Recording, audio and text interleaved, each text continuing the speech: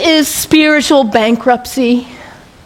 We cannot know well-being in our hearts when we are surrounded with too much while others are suffering. It creates instability. And Muhammad, peace be upon him, he was a spiritual genius, saying, let's bring it back into balance. Let's give. Let's be generous. And this is the third pillar of Islam, zakat, generosity. I love that about Islam. And I love, too, that Islam invites us to take a break from our habits. We humans, we're habitual creatures. We just are. We do something once, we do it again, we just do. How many of you are sitting in the same seat you always sit in today? That's okay, nothing wrong with that. We're creatures of habit. And if the habit's a good one, like brushing your teeth, wonderful. It strengthens you. Your habits can raise you up to give you strength and clarity to live your life on purpose with integrity. Or your habits can pull you down.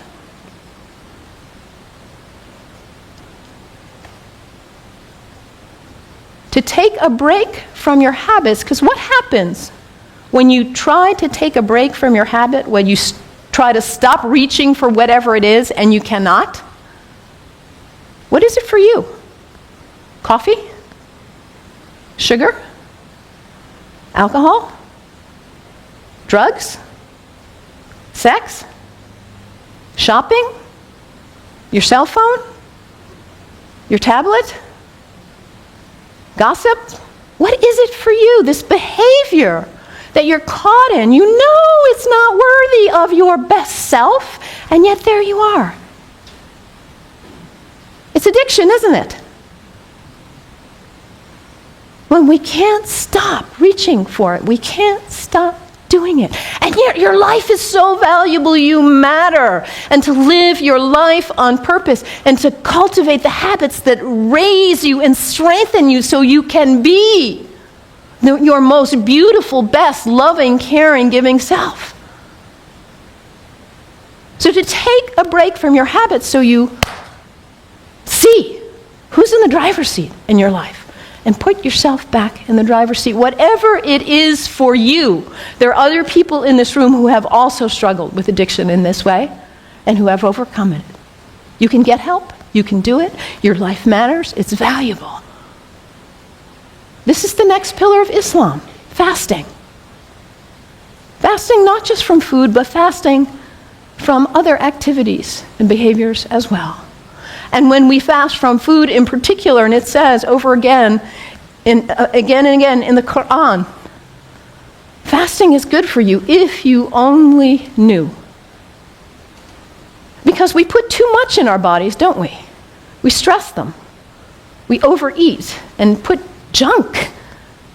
And we don't honor the beauty of ourselves. And also, when we fast, hunger is not a theory in the head, it's an experience in the body when we fast from food, that feeling.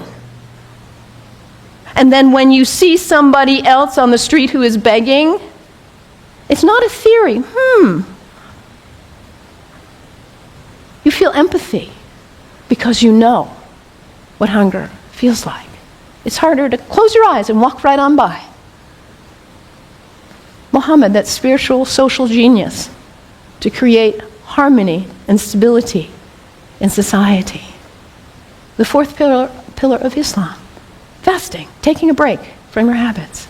So practical, I love it.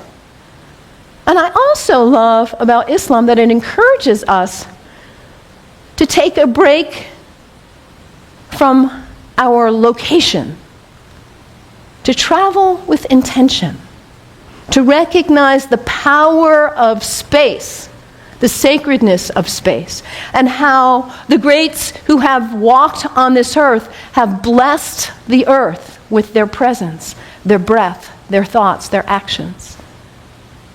I know you are on the verge of a major decision about this sacred space for you. You have made this place sacred by your presence here. And as you perhaps choose to move on, you will perhaps make a new place sacred by your use and your love. The earth is sacred. Our places are sacred. And when we travel with intention, we are changed by it. This is the fifth pillar of Islam, pilgrimage. And for Muslims, the pilgrimage is to Mecca, which none of us will probably go there. But where is pilgrimage for you? My last name is Kennedy. My family is Irish. My parents have gone to Ireland. My mother says there are no words to express what it is like to walk in that place of our ancestors, of the great Celtic saints and sages. It may not be Ireland for you or Mecca, but where is it for you? Anybody been to Walden, the place where that great book was written? It's a place of pilgrimage for many of us. Anybody been to Transylvania? A place of pilgrimage for many of us. And what happens when we go? We leave our usual haunts. We travel with intention. We let ourselves be changed, be opened by new experiences, new interactions. And we come back and we are not the same. We look at our lives and we say, why was I doing that? I'm not going to waste my one wild and precious life on that. And we come back renewed and with a new value, a new understanding of the sacredness of our location, the beauty of the earth. I love this about Islam. So practical. What's the one thing that matters in your life? Hit that reset button regularly so you come back to your purpose. And don't be self-centered. Be always concerned about others and their needs, those less well off especially. And recognize the sacredness of the temple of your body.